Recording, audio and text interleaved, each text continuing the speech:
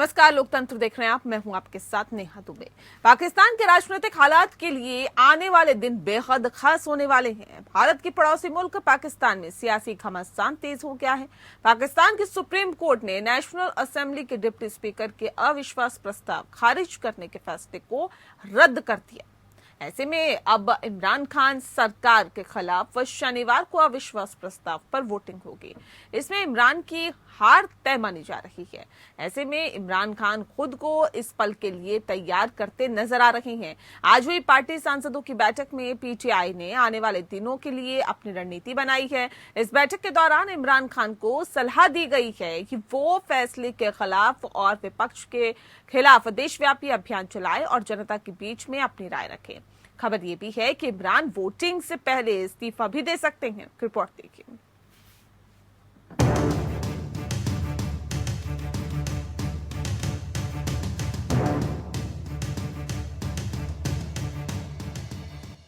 पाकिस्तान के supreme court के फैसले के बाद अब वहां फिर से 3 अप्रैल से पहले वाली स्थिति बहाल हो गई है। संसद भी फिर से बहाल हो गई है और फिर से सारे मंत्रियों को उनका पद मिल गया है। सुप्रीम कोर्ट के सुपर ओवर में इमरान खान हिट विकेट हो गए हैं। सुप्रीम कोर्ट ने इमरान खान को झटका देते हुए अविश्वास प्रस्ताव खारिज करने के डिप्टी स्पीकर कासिम सूरी के फैसले को असंवैधानिक बताया है।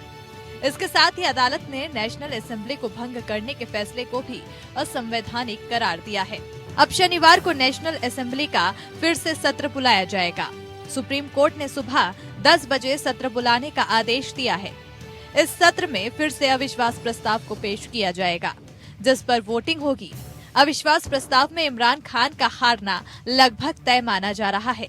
वो इसलिए क्योंकि विपक्ष अपने साथ 195 सांसदों का समर्थन होने का दावा कर रहा है, जबकि नेशनल असेंबली में अविश्वास प्रस्ताव को पास कराने के लिए 172 सांसदों का समर्थन जरूरी है।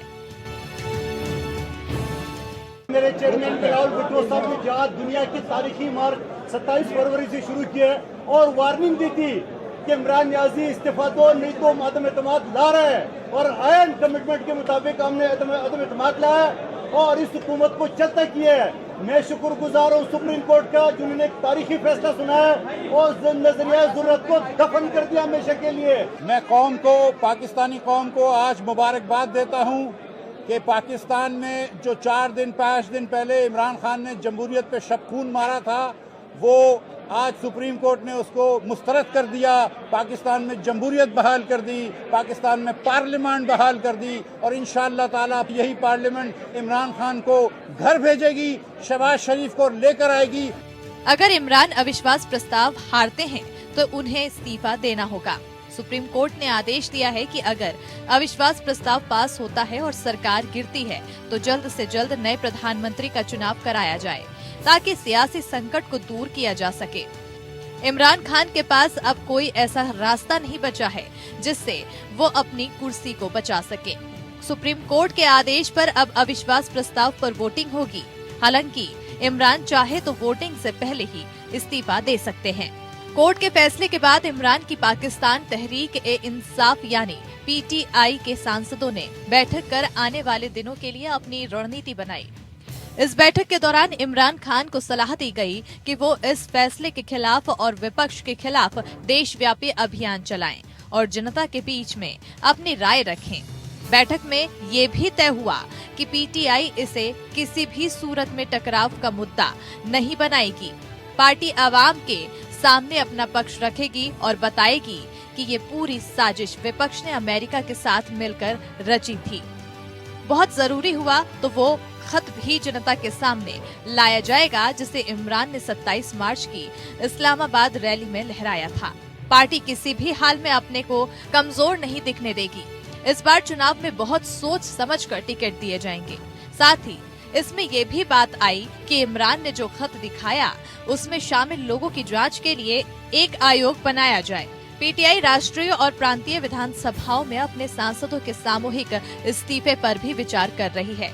सूत्रों ने कहा कि हालांकि पार्टी के प्रमुख नेताओं का मानना है कि नए चुनावों के लिए चुनाव सुधार महत्वपूर्ण है, और इसलिए तत्काल इस्तीफा राजनीतिक रूप से खतरनाक निर्णय होगा, क्योंकि इससे विपक्ष के लिए अपनी पसंद के अनुसार संशोधन या कानून लाने का रास्ता खुल जाएगा। पाकिस्तानी मीडिया के सूत्रों के मुताबिक सुप्रीम कोर्ट के फैसले से फौज भी खुश है, क्योंकि इमरान की नीतियां उसके लिए खतरनाक साबित होने लगी थी। जब से खान ने अमेरिका का नाम लेना शुरू किया, तब से फौज को खुद की फिक्र सताने लगी थी। जनरल बाजवा और इमरान के बीच दूरियां पिछले साल अक्टूबर से ही बढ़ने लगी थी। उधर सुप्रीम कोर्ट में इमरान खान पर मिली जीत के बाद विपक्ष काफी उत्साहित दिखाई दे रहा है।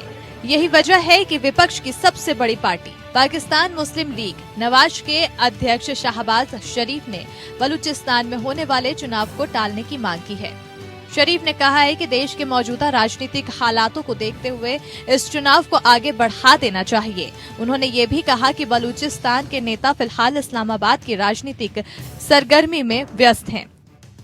माशाअल्लाह ऐसे शख्स से निजात मिली है जिसने पाकिस्तान को बिल्कुल मुआशी तौर पे तबाह बर्बाद किया है, पाकिस्तान के आम आदमी को भूखा मार दिया है और पाकिस्तान को बिल्कुल कंगाल करके रख दिया है और पाकिस्तान को एक अपना बहुत ही ऐसी जगह पे पहुंचा दिया जहां कभी तसव्वुर नहीं हो सकता। तो अल्लाह ताला का बहुत शुक्र है कि आज निजात मिली है। विपक्ष ने इस्लामाबाद में एक रैली निकालने का भी फैसला किया है। इसके बाद उसके नेता बारी बारी से मीडिया से बात करेंगे। बहुत मुमकिन है कि इस रैली को नवाज शरीफ लंदन से वीडियो कॉन्फ्रेंसिंग के जरिए संबोधित करें। विपक्षी गठबंधन के चीफ मौलाना फजल उर रहमान का कहना है कि उनका गठबंधन मुल्क के चारों प्रांतों में से किसी में भी इमरान खान की पार्टी को सत्ता में नहीं आने देगा। आपको बता दें कि पाकिस्तान में आज तक कोई भी प्रधानमंत्री 5 साल का कार्यकाल पूरा नहीं कर सका है।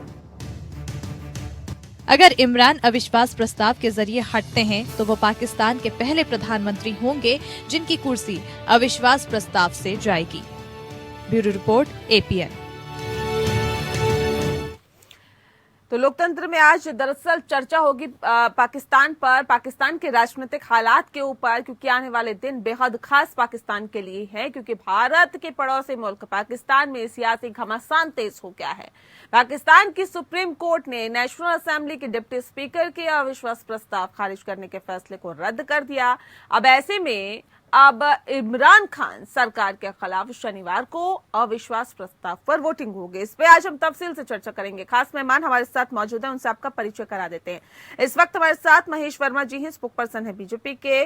कामरान साकी जी हमारे साथ है, पाकिस्तानी जर्नलिस्ट हैं। सुरेश गोयल जी हमारे साथ है, एक्स डिप्लोमेट हैं। और संजीव श्रीवास्तव जी हमारे साथ है, सामरिक मामलों के जानकार है। आप सभी का बहुत स्वागत है। सबसे पहला सवाल मेरा कामरान साकी जी आपसे ही है, क्या ये कहा जाए जो हालात पाकिस्तान में बने हुए हैं उसके मद्देनजर महज कुछ ही घंटों की सरकार रह रही है इमरान खान की, उसके बाद सत्ता परिवर्तन? देखिए, ऐसा हमें पहले भी लग रहा था ये हुकूमत जो है वो बदल जाएगी या कर जाएगा, लेकिन वजीर आजम ने एक गैर आईनी काम करके और स्पीकर से करवा के असेंबलियों को ही तहलील कर दिया और अपनी एक सीट के लिए सैकड़ों अफराद को तकरीबन 250 मेंबरान को जो है वो घर भेज दिया। तो ये बड़ी, अब कल का मामला देखना होगा, क्योंकि अब तो सुप्रीम कोर्ट ने दाखिल की और वाज़ेह रूलिंग भी है, अहकाम भी जारी किए हैं कि कल हर सूरत के अंदर जो है वो वोटिंग रात तक मुकम्मल की जाएगी और किसी को वोट कास्ट करने से नहीं रोका जाएगा। अगर हुकूमत जो है वो अब कोई चाल नहीं चलती, इमरान खान अपने इक़्तिदार को तूल देने के लिए कोई गैर आईनी काम नहीं करते, तो यकीनन उनके पास आखिरी हल जो है वो तहरीक एतमाद का सामना करना है, और जिसमें बज़ाहिर जो है वो आंकड़े उनके पास जो मतलूबा तादाद है वो पूरी नजर नहीं आती, और उससे यही लग रहा है कि जैसे आपने कहा कि चंद घंटों की मेहमान जो है ये हुकूमत नजर आती है। ताहम इखलाकी तौर पर तो यकीनन जिस दिन एतमाद आई और उनके मशीरों ने इमरान खान के उन्हें बता दिया था कि आपके पास मतलूबा तादाद मौजूद नहीं है, इखलाकी तौर पर उसी दिन उन्हें मुस्ताफी हो जाना था, चाहिए था, लेकिन फिर भी जमहूरियत का ऑप्शन है कि उसके ऊपर वोटिंग हो जाती और उसके ऊपर अमल हो जाता, तो पता चल जाता अगर मेजोरिटी इमरान खान की पार्टी के पास थी तो उन्हें यकीनन भी रहने का हक है। अगर उनके पास ना होती तो उन्हें घर चला जाना चाहिए था, बजाय कि पूरे मुल्क के अंदर आइन को मुअत्तल कर देना, आइन से मुनहरफ हो जाना, 3-4 दिन ऐसी बहरान की कैफियत, आइनी बहरान की कैफियत मुल्क में पैदा कर देना कि मुल्क के अंदर कोई वज़ीर आज़म मौजूद नहीं, वुज़रा मौजूद नहीं, असेंबलियां मौजूद कामरान जी, नहीं। आज तो 10 उम्मीद है बजे कि कल पाकिस्तान जो को है वो संबोधित निकल करेंगे इमरान खान, क्या कुछ बड़ा फैसला कर सकते हैं, क्या कह सकते हैं संबोधन के दौरान? देखिए, इमरान खान की हम 3.5 साल से तकरीरें ही तो सुन रहे हैं। उन तकरीरों से आपको 80% जो है वो कंटेंट एक जैसा ही मिलेगा, बल्कि शायद 90% भी कहें तो गलत नहीं होगा। वो कहेंगे कि जी ये नून लीग पीपल पार्टी फला चोर हैं, चक्के हैं, मौलाना फजलुर रहमान डीजल हैं, IMF वर्ल्ड बैंक के पास मुझे इन लोगों की वजह से जाना पड़ा, इन्होंने लूट कर लिया, खा लिया, मार लिया। यही उनका खासा रहा है। हम 3 साल से उम्मीदें लगा के उनकी तकरीरें ही तो सुन रहे हैं। यकीन करें कि आज उनकी जो है वो तकरीर का किसी को इंतजार नहीं है। इंतजार है तो कल जो तहरीक अदम-ए-इत्तेमाद है उसकी वोटिंग का है, क्योंकि यहाँ तो वो उम्मीदें और वादे और सब्र ख्वाब जो अवाम को अपनी इलेक्शन मुहिम और तकरीरों के दौरान दिखाते हैं, उस पर अमल तो करेंगे। चोर सही, उचक्के सही, डाकू सही, इन्हें लटका दें। आपके पास हुकूमत है, इनसे रिकवरी कर लें। आप कहते हैं कि IMF वर्ल्ड बैंक के पास जाना ना पड़ता, अगर इनसे रिकवरी हो जाती तो आप कर लें, आपके पास हुकूमत है। कल तक तो आप वज़ीर-ए-आज़म थे, है कम अज कम, और 3 साल आपने इक़्तिदार को एंजॉय किया। तो अब आप वो जो सियासी बयानात और चीजों के अंदर आप जो लोगों को बताते हैं इनके मुतालिक, उन्हें रिकवर कीजिए, उन्हें मुल्क से जाने से रोकिए, उन्हें तख्ते पे लटका दीजिए, कुछ तो कीजिए ना। ये अमली इक़दाम माजरत के साथ हमें इन तकरीरों में कभी ना नजर आया है और ना ही आज की तकरीर। ठीक है कामरान जी, बने रहिए हमारे साथ। सुरेश जी, अब सवाल इस बात को लेकर है, ये वोटिंग महज औपचारिकताएं हैं।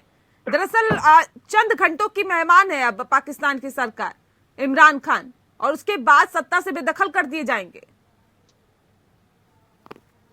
देखिए, आपको याद होगा कि इससे पहले जब वोटिंग हुई थी पार्लियामेंट में, तब भी ये लग रहा था कि खाली औपचारिकता है ये, और इसमें ये अविश्वास मत आएगा और इमरान खान के पास ऑप्शंस क्या है, उनको सरकार छोड़नी पड़ेगी। और उसके बाद में उन्होंने गुगली मारी वहां पर ऐसी कि डिप्टी स्पीकर ने ये फैसला दे दिया कि क्योंकि यहाँ फॉरेन पावर्स इन्वॉल्व हैं, इसलिए ये विश्वास मत जो है देश के खिलाफ हो जाएगा। तो पहली बात तो ये है कि हालांकि 99% बल्कि 99.99% मैं ये कहूंगा कि आपकी बात सही है कि ये एक खाली औपचारिकता रह गई है कि और इमरान खान को जाना ही पड़ेगा। लेकिन जब तक वो कहते हैं ना कि इंग्लिश में कहावत है, there is many slip between the cup and the lip, तो कुछ जब तक नहीं हो जाए ये बहुत मुश्किल है कहना, लेकिन 99.91% जाएंगे। उनके जाने के बाद में क्या ऑप्शंस हैं, क्या और रहेंगे, तो लगता ये है कि जैसे कि हमारे पाकिस्तानी साथी ने भी कहा कि शहबाज शरीफ जो है काफी स्ट्रॉन्ग कैंडिडेट हैं, वो आएंगे। तो देखिए फिर कि पाकिस्तान की जो पॉलिटिक्स है उसमें और क्या हरकतें होती है, क्या जुम्बिशें होती हैं। लेकिन बड़ी इंटरेस्टिंग सिचुएशन हो गई है कि चुनाव तो लाजमी है, होने हैं। कब तक होने हैं, शहबाज शरीफ एक बार जब बना प्रधानमंत्री, वो क्या कदम लेंगे, वो क्या करेंगे, तो बड़ा इंटरेस्टिंग एक माहौल बन गया है। जी देखना पड़ेगा। जी ठीक है। संजीव जी, जो 10 बजे क्या इमरान खान कुछ बड़ा गेम चल सकते हैं, कुछ बड़ा कर सकते हैं, कुछ बड़ा ऐलान कर सकते हैं, या फिर वही रटा रटाया अलापेंगे जो कि अभी कामरान जी कह रहे थे? जी देखिए, मुझे ऐसा लगता है कि इमरान खान के पास जी देखिए, मेरा ऐसा मानना है कि इमरान खान के पास जो ऑप्शंस हैं वो अब बेहद सीमित हो चुके हैं। उनके पास अब वर्तमान समय में ऐसा लगता है कि उनके पार्टी की तरफ से उनके स्वयं के जो ट्वीट्स आए हैं, जो उनके बयान आ रहे हैं, उससे ऐसा लगता है कि अब वो जनता के बीच में जाकर के जनता से जो डायरेक्ट उनका जो संवाद स्थापित करने का जो उनकी कवायदें चल रही थी वो और अधिक तेज होंगी। और वर्तमान समय में पाकिस्तान के प्रधानमंत्री इमरान खान एक अब राजनीति के तौर पे सीधा जनता के साथ जो है संवाद स्थापित करने की कोशिश कर सकते हैं, और वो इलेक्शन मोड में दिखाई देते हैं। और वर्तमान समय में ये स्पष्ट रूप से दिखता है कि उन्होंने अपने लिए काफी विपरीत परिस्थितियां पैदा कर ली हैं। मेरा ऐसा मानना है कि प्राइम मिनिस्टर इमरान खान एक ग्रेसफुल एग्जिट कर सकते थे। उनके पास ये ग्रेसफुल एग्जिट करने का एक ऑप्शन था। ये नेशनल असेंबली की जो बैठक में जो कवायद हुई थी, उस कवायद से वो बच सकते थे।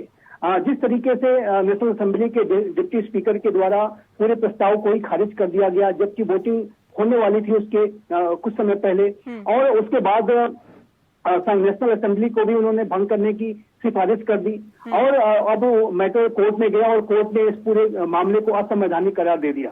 तो उससे जो उनकी जो क्रेडिबिलिटी है, उनकी जो एक छवि बनी हुई थी कि वो राष्ट्र को लिए वो अपनी सत्ता का भी त्याग कर सकते हैं और एक बड़ी छवि वो बनाने का उनके पास एक अवसर था, एक ग्रेसफुल एग्जिट करने का जो अवसर था, उन्होंने जाहिर है खो दिया है। और वो अब उसी श्रेणी में आ गए हैं कि जो कि सत्ता लोलुप राजनीति के होते हैं, जो सत्ता को बनाए रखने के लिए, उसको बचाने के लिए हर तरह की कवायदे कर सकते हैं। तो इमरान खान अब उसी श्रेणी में आ गए हैं और ऐसा करके उन्होंने दूसरा जो अपने लिए मुसीबत खड़ी कर ली है कि जो आर्मी और ISI जो कि पाकिस्तान के जो वास्तविक शासक हैं उनको और अधिक नाराज कर लिया है। DG ISI के अपॉइंटमेंट को लेकर के तो नाराजगी थी ही, अब जिस तरीके से वो अपनी सत्ता को बचाने के लिए लगातार अपनी पोजीशन को एसर्ट करने की कोशिश करना, पूरे संविधान के साथ ही खिलवाड़ करना शुरू कर देना, और ये जो करके उन्होंने आर्मी और ISI को ऐसा लगता है कि और अधिक नाराज कर लिया है। और ऐसे में मेरा ऐसा मानना है कि वो एक बेहद खतरनाक रास्ते पे आगे बढ़ चले हैं और उनका जो एक राजनीतिज्ञ के तौर पर भी जो आने वाला जो भविष्य है पाकिस्तान की जो जमहूरियत है उसमें काफी चुनौतीपूर्ण दिखाई देता है। ठीक है महेश जी, सवाल इस बात को लेकर भी है कि देखिए इमरान खान के साथ इमरान खान जब तक सत्ता में रहे या फिर अभी भी है, वो कितने देर तक रहेंगे तो कुछ कहा नहीं जा सकता, क्योंकि जो हालात है वो तो कुछ यही इशारा कर रहे हैं कि अब महज कुछ ही घंटों के मेहमान हैं इमरान खान। लेकिन उनके सत्ता में रहते हुए भारत के साथ तो बहुत बेहतर संबंध उनके नहीं रहे, पाकिस्तान के नहीं रहे। तो ऐसे में क्या लगता है कि ये सत्ता परिवर्तन क्या वाकई एक नई दशा और एक नई दिशा लेकर आएगा क्या दोनों देशों के बीच? बहुत आपने अच्छे सवाल उठाए और इस सवाल में दम है। निश्चित रूप से पाकिस्तान में जो उसकी राजनीतिक दिशा और दशा दोनों बदलेगी, क्योंकि 75 साल में पहली बार ऐसा हुआ है किसी प्रधानमंत्री को अपदस्थ करने के लिए वहां विधि विधान संविधान, वहां की जो लोकतांत्रिक परंपरा है और चुनी हुई सरकार के अल्पमत में आने के बाद उस सरकार जो है वो सत्ता से बाहर जाएगी। तो जो पाकिस्तानी अवाम है, जो कि अब तक इस लोकतांत्रिक मूल्यों को न समझता था, न कभी उसके दिल दिमाग में ये बात घर करती थी, अब कहीं न कहीं वो उसको उस ताकत को कहीं न कहीं उसको थोड़ा एहसास होगा कि हमने एक सरकार चुनी थी और वो अल्पमत में आ गई और उसके ऊपर सुप्रीम कोर्ट ने इस तरह के आदेश दिया और उसकी वजह से चुनी हुई सरकार को अब बाहर सत्ता से जाना पड़ रहा है। तो अब वहां की जो इम्पोर्टेंस है, जो अब तक जो है आतंकवादी कट्टरपंथी या कह लीजिए सेना, ये जो तत्व थे जो इसको गवर्न करने थे, जो यहाँ के सरकार को अक्सर 75 साल में यही लोग गवर्न करते रहे अप्रोक्ष रूप से, तो उसके ऊपर से कहीं ना कहीं वो सिकंजा थोड़ा सा ढीला होता हुआ दिखाई दे रहा है। इस पूरे प्रकरण को अगर आप नेहा जी समझने की कोशिश करिएगा, विश्लेषण करिएगा, तो ये कहीं ना कहीं पाकिस्तान का वो ग्रिप अब वो ढीला पड़ेगा, क्योंकि जनता में जैसे ही थोड़ी जागरूकता आएगी, पाकिस्तान अवाम जैसे ही उठ के और इसके प्रति जो है अपनी चीजों को लेके आगे बढ़ेगा। ये मैं नहीं कह रहा हूं कि एकदम से ही सब कुछ होगा, लेकिन वहां राजनीतिक दिशा और दशा दोनों बदलेगी और ये भारत के पक्ष में है, क्योंकि जितनी वहां कट्टरपंथी व्यवस्था थी, आतंकवादी व्यवस्था थी, वर्ल्ड का सबसे बड़ा आतंक का जो फैक्ट्री ये लोग चलाने वाले लोग थे, ये धीरे धीरे ये देश उससे बाहर निकलेगा। लेकिन सर वहां पे तो ऐसा होता है ना कि जनता चुन के तो भेजती है, बनाती है, लेकिन टिक वहां पे वही पाता है जो कि सेना के साथ बहुत अच्छा संबंध रखता है। तो ऐसे में जो नहीं रखता है वो नहीं टिक पाता है। 5 साल किसी भी प्रधानमंत्री का कार्यकाल ही पूरा नहीं हो पाया। अब आप समझिए कि वहां पर सत्ता पर टिकना कितना मुश्किल है। नहीं देखिए, सत्ता पे टिकना और सत्ता पे बिल्कुल आपने सही कहा कि सेना के रहमो करम पे चलने वाली ये सरकार, आतंकवादियों के रहमो करम पे चलने वाली सरकार, कट्टरपंथियों के रहमो करम पे चलने वाली सरकार, निश्चित रूप से ये इसमें कोई दो राय नहीं है। लेकिन ये जो घटनाक्रम है और जिस तरह का वातावरण है जिसमें संविधान विधि विधान, आपने कभी देखा है कि सुप्रीम कोर्ट पाकिस्तान ने कभी कुछ कहा हो और उसके बेसिस पे वहां लोकतंत्र की बहाली हुई हो? वहां लोकतंत्र की बहाली ही अपने आप में एक गाली है। वहां लोगों को लोकतंत्र से एक तरह से वो गुलाम 75 साल से हैं और उस शिकंजे से बाहर नहीं निकल पा रहे हैं। उनकी मूलभूत सुविधाएं हैं, उनको क्या चाहिए? आज की डेट में आप देखिए लिटरेसी रेट पाकिस्तान की जो दुनिया में सबसे कमजोर है, वहां आप जॉब अपॉर्चुनिटी सबसे कम है, वहां नेचुरल जितने भी संसाधन है उसके ऊपर जो है पाकिस्तान ने कुछ काम किया ही नहीं। वहां कोई आपको इंडस्ट्री इस तरह की नहीं मिलेगी। 90% ये चीज इंपोर्ट करके लेते हैं। तो ये जो वहां के हालात हैं और धीरे धीरे चीजें इनकी इतनी खराब होती चली गई। आज के डेट में श्रीलंका से भी अगर कहीं बदहाल स्थिति है तो पाकिस्तान की है। वो अलग बात है कि वो चीज अभी विस्फोटक स्थिति उसकी नहीं बनी है। ड्रग्स, आर्म्स, ये तमाम जितने इलीगल काम है, या कहिए कि गैर इस्लामिक राष्ट्र है, इस्लामिक रिपब्लिक कहते हैं, लेकिन जितना गैर इस्लामिक काम है ये सब वहां करते हैं। और उसको रोकने टोकने वाला कोई नहीं है, क्योंकि उसमें सब सेना का सह प्राप्त है। अब ऐसे में देखिए, जब एक ऐसी चीज की विदाई होती है तो हम पड़ोसी हैं और स्वाभाविक है कि हमारा जो है कंसर्न और चिंता हमेशा इस बात को लेकर होता है कि इससे इस घटना की वजह से वहां कमतर क्या होगा। तो वो कमतर जो होने की जो हमें गुंजाइश समझ में आ रही है वो है कि आतंकवाद कम होगा, कट्टरपंथ कम होगा, तालिबान सरकार। सर, ये तो उम्मीद हर प्रधानमंत्री से की जाती है ना, लेकिन क्या आज तक पाकिस्तान सुधरा है? क्या नहीं सुधरा है, और वो सुधरेगा भी नहीं सर। इमरान खान का भी केस कुछ ऐसा ही है सर। बाजवा से खटपट हुई, तभी से इमरान खान की उल्टी गिनती चालू हो गई, और अब हालात ये है कि उन्हें अब सत्ता छोड़नी पड़ रही है। क्या वाकई ऐसे ये पूरे मामले हम देखते हैं सर कि आज तक कोई भी एक प्रधानमंत्री नहीं है पाकिस्तान का जो कि अपने 5 साल का कार्यकाल पूरा कर पाया हो? ये दुर्भाग्य नहीं है तो और क्या इसे कहेंगे सर पाकिस्तान के लिए? देखिए, ये इन सियासतदानों की अपनी कमजोरियां हैं। माजी में क्या हुआ या क्या नहीं वो एक अलग मामला है। अब देखिए, अब एक अवाम से जो मुंतखब होकर समझते हैं कि वजीर आजम या पाकिस्तान तहरीक इंसाफ जो है वो अवाम से मुंतखब होकर आई है, और बड़ी तादाद के अंदर उनके पास जो है वो 2 सूबों के अंदर हुकूमत है और वफाक के अंदर हुकूमत उन्होंने बनाई है।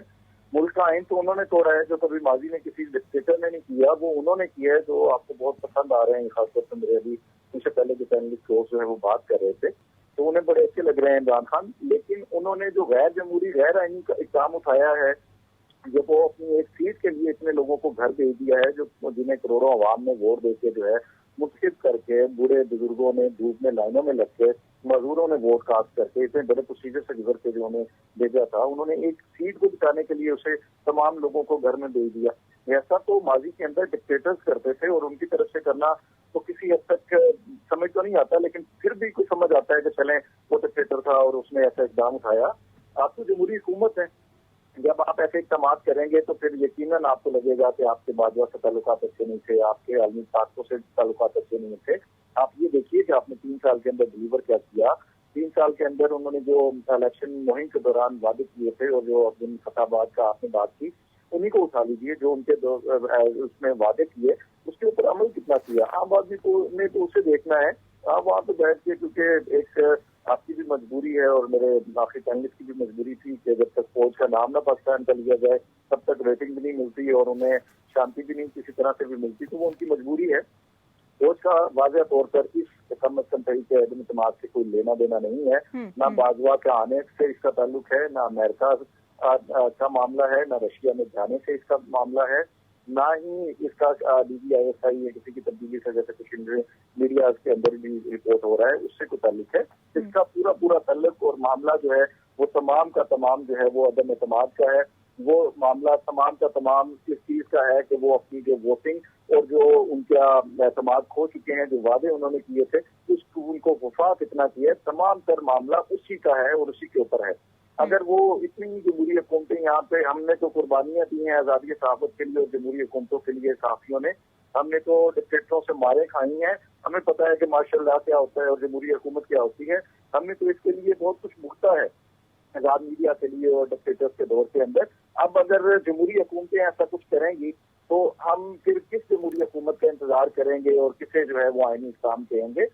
ये यकीनन जो है वो इमरान खान को अब इखलाकी तौर पर अलग हो जाना, उनका कोई ऐसा नहीं है कि वो ये रूल्स के अंदर नहीं है, चीजों के अंदर नहीं है। हमारा आइन कहता है, असेंबली के रूल्स कहते हैं कि जब आपको वज़ीर आज़म के ऊपर एतमाद ना हो, आपका अक्सरियत खो दे, तो आप जो है वो उसे वजीर आजम को घर जाना होगा, उसके ऊपर शफाफ तरीके से वोटिंग होगी, तो वो वोटिंग करवा दें। अगर वो रहते हैं तो किसी को तकलीफ है, किसी को लगता है कि उन्हें जो है वो जबरदस्ती हटाया जा रहा है या उनके ऊपर जुल्म सितम किया जा रहा है, अगर वो अपनी बतादाद पूरी नहीं करते तो मेरा ख्याल है, जैसे मैंने पहले भी कहा, ठीक है सर। ये जो आज हुई पार्टी सांसदों की बैठक में पीटीआई के आने वाले जो दिन है उनके जो रणनीति जो बनाई गई है, इस बैठक के दौरान इमरान खान को सलाह भी दी गई है कि वो इस फैसले के खिलाफ, विपक्ष के खिलाफ देशव्यापी अभियान चलाए। इन्हीं मशीरों ने तो उन्हें आयन मुअत्तल करने का कहा, इन्हीं मशीरों ने तो मुल्क को इस बहाने के ऊपर लेके आए, इन्हीं मशीरों ने तो कहा कि 100 दिन के अंदर मुल्क के हालात बदल जाएंगे, 100 दिन के अंदर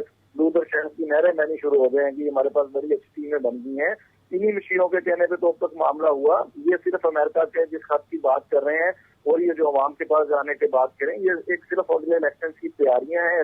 इलेक्शन के लिए वो एक बयानिया, एक जवाब तैयार कर रहे हैं, जिसे वो मासूम बनकर, सियासी शहीद बनकर वो अवाम के पास जाएंगे, रोएंगे कि देखें जी बड़ा मैं डिलीवर कर रहा था, मैंने दुश्मन मुमालिक को आंखों में आंखें डाल के बातें की, मैंने सुपर पावरों को कह दिया हम आपके गुलाम नहीं है, देखें जी मेरे साथ बदला लिया। भाई हमने आपकी फॉरेन पॉलिसी से कामरान साकी को, गरीब आदमी को, डिस्ट्रिक्ट लाहौर में या जंग में रहने वाले को कोई गर्ज नहीं है। उससे ये चाहिए कि उसके वालिद वालिदैन बीमार हों तो उसे वक्त से दवाई मिल जाए, उसके बच्चों को तालीम मिल जाए, न्यायी तालीम मिले, यहाँ पे चाइल्ड लेबर ना हो, उसे 2 वक्त की रोटी चाहिए। उससे क्या अमेरिका कहाँ पे जा रहा है, रशिया किससे अटैक कर रहा है, ये मामला तो एक अलग मामला है। ठीक है सुरेश, ठीक है सर। सुरेश जी, अब सवाल इस बात को लेकर, ये पूरा मामला अमेरिका पे क्यों ठीकरा फोड़ा जा रहा है इसका सर?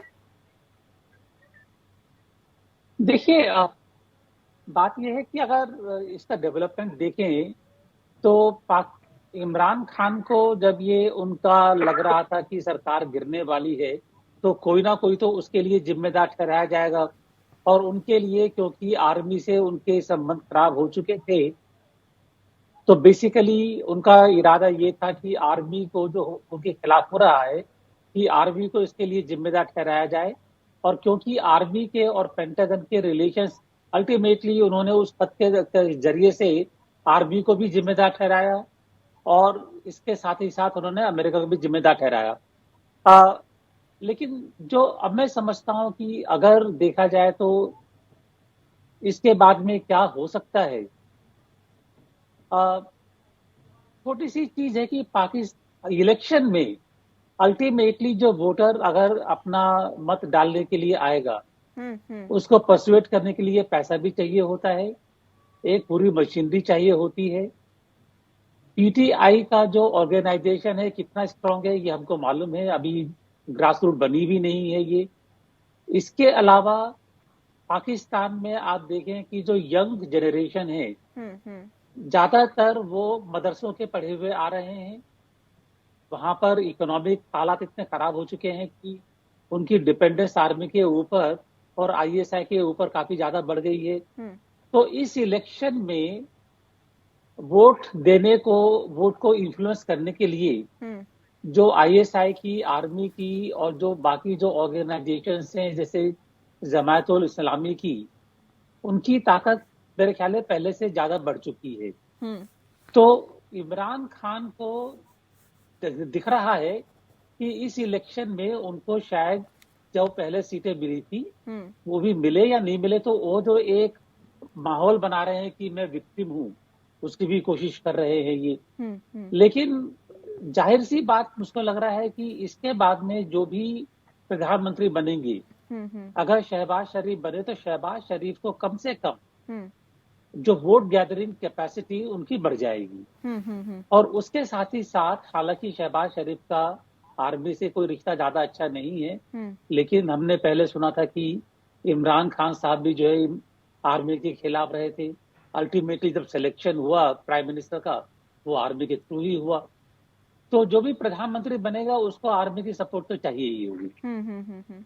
लेकिन सर इसका पूरा ठीकरा क्या इमरान खान पर फोड़ा जा सकता है, या फिर जो हालात अभी पाकिस्तान में बने हुए हैं उसके लिए क्या सिर्फ इमरान खान को जिम्मेदार ठहराया जा सकता है? क्योंकि वो तो सिर्फ एक कठपुतली होता है सर, डिसीजन कौन लेता है, डिसीजन कौन आगे बढ़ाता है?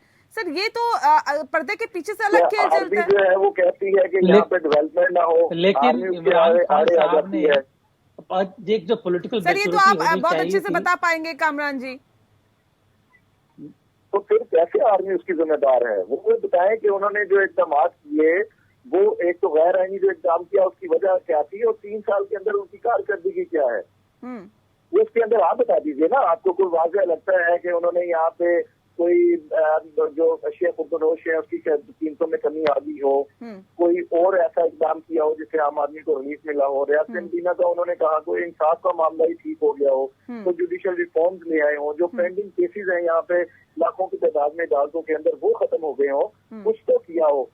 और उन इकदाम को करने के लिए अगर कहीं आर्मी आई है या आर्मी का फेक आया है या आर्मी का इंटरेस्ट आया है और उससे वो चलिए इमरान खान में दिक्कतें थी, इमरान खान सही से नहीं कर पा रहे थे, पाकिस्तान को ठीक से नहीं चला पा रहे थे, लेकिन इससे पहले जो प्रधानमंत्री रहे वो भी नहीं अच्छे से चला पा रहे थे क्या? किसी का 5 साल का कार्यकाल पूरा क्यों नहीं हुआ? जनता को दोबारा पसंद क्यों नहीं आया? सेना के साथ उसकी क्यों नहीं बन रही? ये भी तो सर सवाल उठते हैं।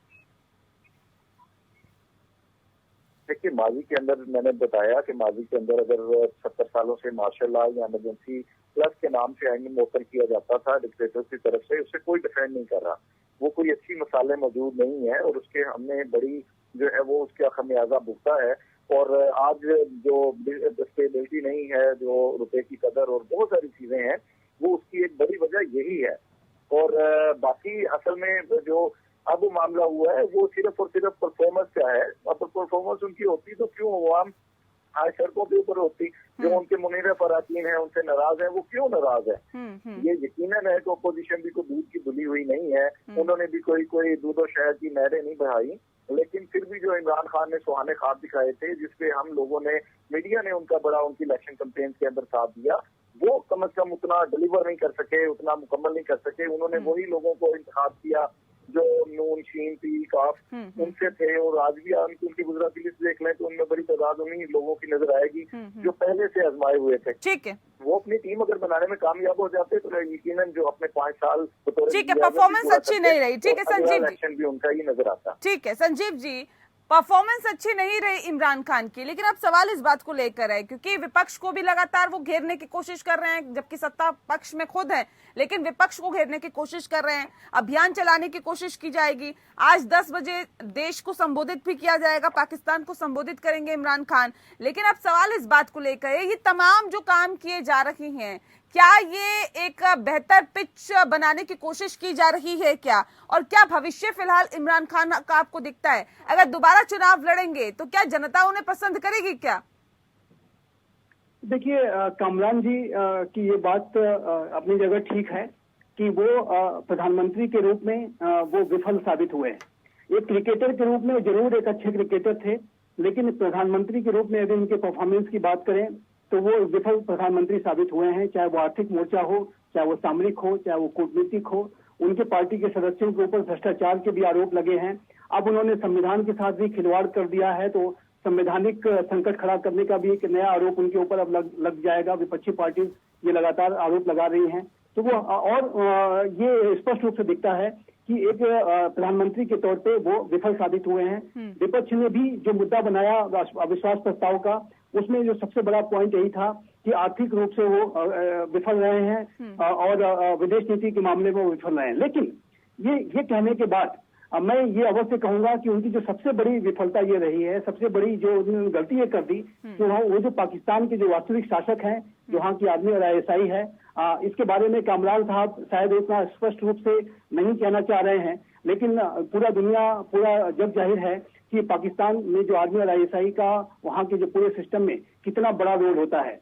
पाकिस्तान में जो जमहूरियत है उसको पाकिस्तान की आर्मी और ISI ही पूरी तरह से कंट्रोल करती है, गाइड करती है। और वर्तमान में भी यही दिख रहा है। पाकिस्तान के प्रधानमंत्री इमरान खान ने जो सबसे बड़ी गलती ये कर दी कि उन्होंने जनरल बाजवा से अपने संबंध खराब कर लिए। DG ISI के अपॉइंटमेंट को लेकर के लेफ्टिनेंट जनरल अंजुम का जो नाम भेजा गया था उसको उन्होंने 3 हफ्तों तक लटकाए रखा और 3 हफ्तों के बाद उन्होंने अल्टीमेटली उन्हें अप्रूवल देना ही पड़ा।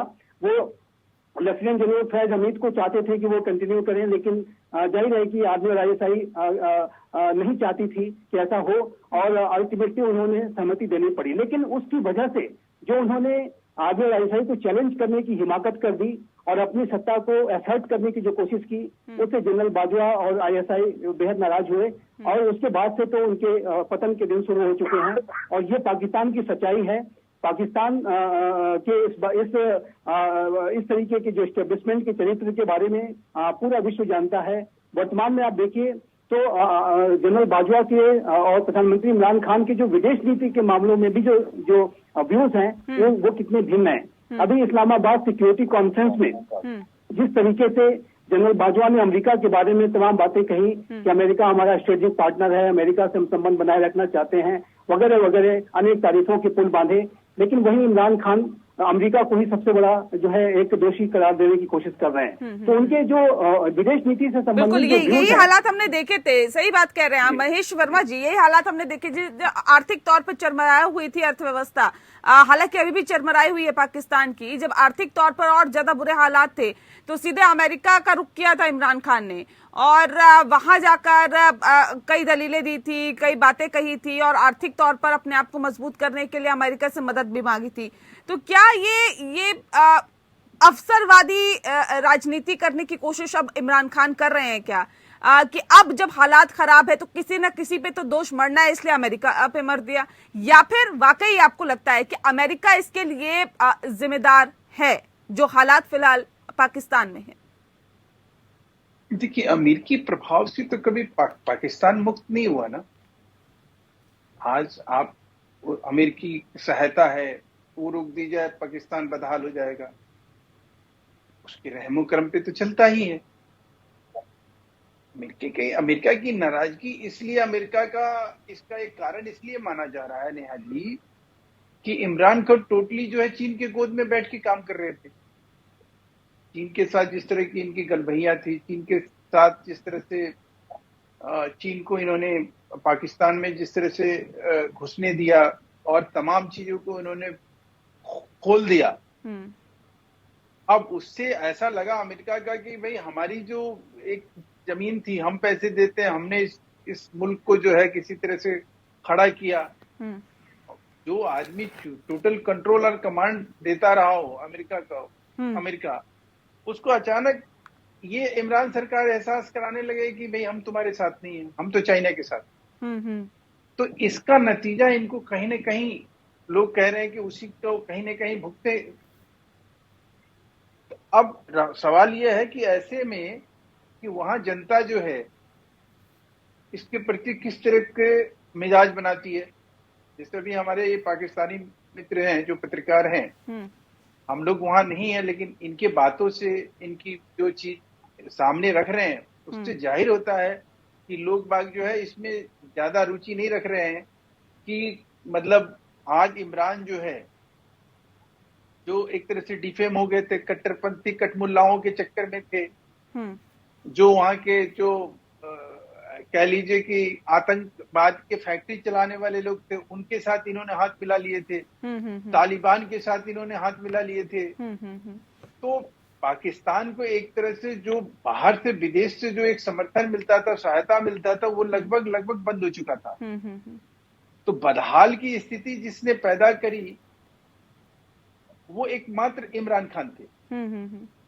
और उनकी ये जो दूरदर्शी या कह लीजिए कि ये जो फेल्योर है उनका, उसमें सबसे बड़ा अगर कोई कारण है तो उनकी अपनी समझ ना होना, उनकी राजनीतिक अदूरदर्शिता जो है कहीं ना कहीं उनको ये गर्त में ले गई और पाकिस्तान को और गर्त में ले गई। जैसे इन्होंने कहा कि अभी वहां बहुत बड़ी प्रॉब्लम है कि भाई रोजी रोटी की प्रॉब्लम है। अभी वहां लोगों को कोरोना के बाद जिस तरह से पेट्रोल डीजल वहां 200 रुपए लीटर बिक रहे हैं, उतने पे भी मिल नहीं रहे हैं। हमारी रिपोर्ट है कि उतने पे भी अवेलेबल नहीं है। वहां गेहूं नहीं है, अनाज नहीं है, लोगों को प्रॉपर गैस नहीं मिल रहे हैं। तो एक तमाम दुश्वारी जो पैदा हुई है, जी, तो ऐसा ना हो कि कोई गृह युद्ध जैसा हालात हो जाए जैसे श्रीलंका में हुआ है।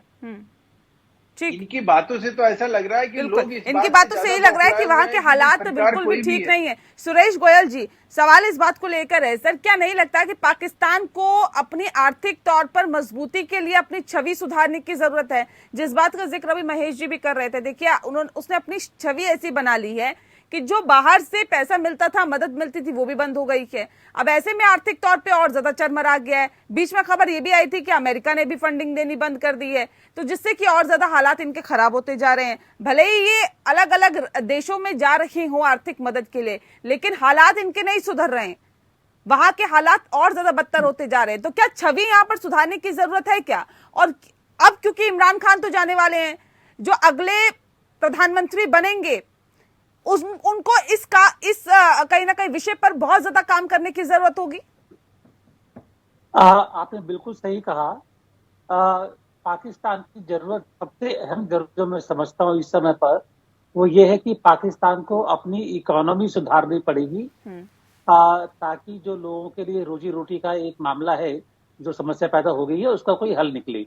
अगर आप देखें पाकिस्तान की इकोनॉमी का अभी क्या हाल है, पाकिस्तान ने चीन से सीपीईसी के लिए वहां पर $40 बिलियन वहां पर आया, खर्चा हुआ इंफ्रास्ट्रक्चर प्रोजेक्ट के ऊपर, जिसका फायदा हुआ चीनी कंपनियों को, जिसका फायदा पाकिस्तान के लोगों को बिल्कुल नहीं हुआ। चीन के लोग आए, वहां पर काम करा, प्रोजेक्ट बनी, उसमें चीन के रॉ मटेरियल लाए, कोल थर्मल पावर प्रोजेक्ट बन रहे हैं। अगर गुजरात एयरवेज ग्वादर पोर्ट बन रहा है, उसका फायदा चीन को हो रहा है। तो जो भी पैसा आया पाकिस्तान में लोन के ऊपर, इन्वेस्टमेंट बहुत कम आई है, ज्यादातर पैसा लोन के ऊपर आया है। और वो जो लोन के ऊपर चाहे जो चीन से लिया, उसके ऊपर इंटरेस्ट रेट इतना ज्यादा है कि अल्टीमेटली लायबिलिटी ज्यादा बढ़ गई है। सऊदी अरेबिया से पैसा मिलना इसलिए बंद हो गया बेसिकली, तो उनका जब चीन के खेमे में जाना शुरू हुआ तो सारी इक्वेशन बदल गई वहां पर ये।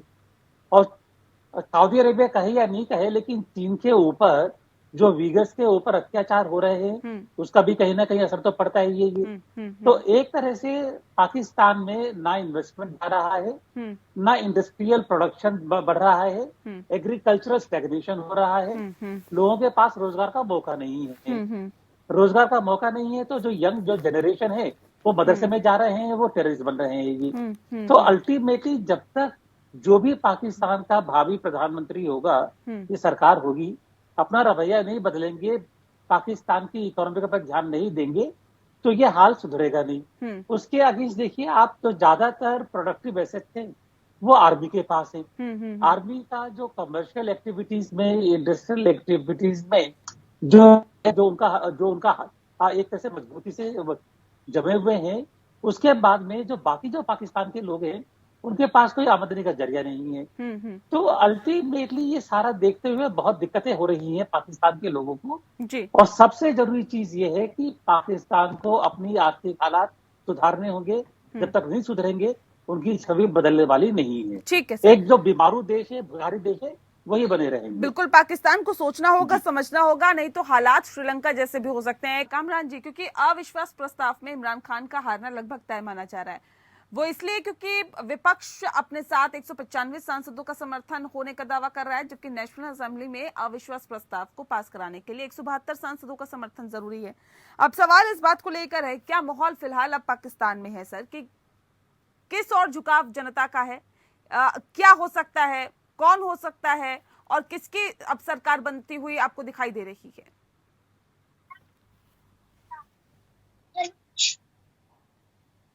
देखिए, अगर वजीर आजम इमरान खान जो है वो अपनी मतलूबा तादाद पूरी कर लेते हैं तो यकीनन वो वजीर आजम रहेंगे। फिर रूल्स ये कहते हैं कि अगर वो अदम एतमाद का सामना नहीं कर पाते और कामयाब जो है वो पाकिस्तान नवाज है, जिसकी तरफ से शहबाज शरीफ जो है अपोजिशन ने भी कहा है कि उन्हें बनाएंगे। वो उम्मीद है कि वो तौर वजीर आजम अपने जो है वो पूरा कर लेंगे। हम रूल ये कहते हैं कि अगर वो भी मुकम्मल ना कर पाए तो फिर तीसरा ऑप्शन जो है वो पीपल पार्टी है, लेकिन पहले एक बार जो है वो शहबाज क्लियर कर दी है, लेकिन रूल्स ये कहते हैं कि वो तीसरी पार्टी को फिर दावत देंगे। अगर वो भी नहीं बना पाते तो फिर असम्बलियां कायम मकाम हुकूमत की और नए इलेक्शन के जरिए नया आजम जो है मुंतखब किया जाएगा।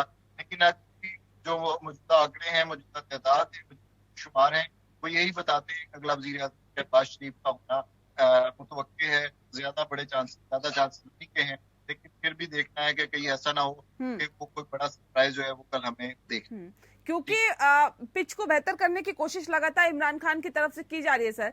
ऐसे में पीटीआई के सामने कितनी चुनौतियां होगी? मौजूदा हालात तो पाकिस्तान की आवाम देख ही रही है, किस तरह के हालात पाकिस्तान में इमरान खान ने बनाए हैं। उसके बाद भी इमोशनल कार्ड खेलने की कोशिश कर रहे हैं इमरान खान। इससे पहले जब पाकिस्तान को संबोधित किया था तब भी बड़ी बड़ी बातें कही थी कि हम तो इस इरादे के साथ आए थे, हमने ऐसा किया, हमने वैसा किया। इमोशनल कार्ड खेलने की कोशिश हो सकता है रात 10 बजे भी की जाए। तो क्या लगता है कि इसका फायदा पाकिस्तान की जनता उन्हें देगी? देखिए, उस तरह से पहले आप याद होगा कि गजब का कार्ड भी उन्होंने इस्तेमाल किया, उसके साथ उन्होंने मोशन कार्ड का आपने जिक्र किया, उसका इस्तेमाल भी किया। अब वो बैरूनी ताकतों साजिशों का कह रहे हैं, कोशिश कर रहे हैं कि पूरा किसी और जो जी मैंने अच्छी बना ली थी और मेरा झुकाव इधर था, मैं कर्जे नहीं लेना चाहता था, मैं पर पावर नहीं किसी को मानता, मैं कदमों पे खड़ा होना चाहता हूँ। इसका बयानिया ही, लेकिन इससे कोई फायदा होने वाला नहीं है। ये सिर्फ इलेक्शन, जैसे मैंने पहले कहा, तैयारी से ज्यादा कुछ नहीं है।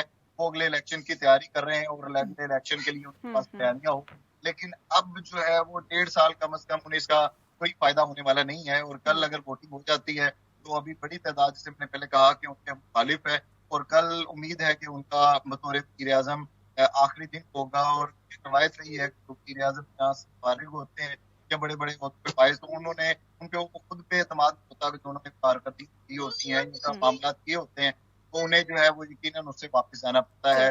और वो मुझे लगता है कि ये एक आध दिन में जो मुल्क से वापस बाहर चले जाएंगे और कहेंगे कि बड़ी जुल्म और ज्यादती मेरे साथ होने वाली थी और चीजें थी, मुझे बना के लेना पड़ा। तो जब इलेक्शन अनाउंस होंगे तो फिर वापस आ जाएंगे, हुक्मरानी का शौक। ठीक है, महेश जी कुछ कहना चाह रहे हैं, जल्दी से उनका रुख कर लेते हैं जी। मैं आपको नेहा जी ये कहना चाह रहा हूँ, इस घटनाक्रम के बाद जो है पाकिस्तान के नाम पर जो कश्मीर में दुकान चल रही थी या कश्मीर में जो प्रायोजित आतंकवाद था, उस पर निश्चित रूप से लगाम लगेगा।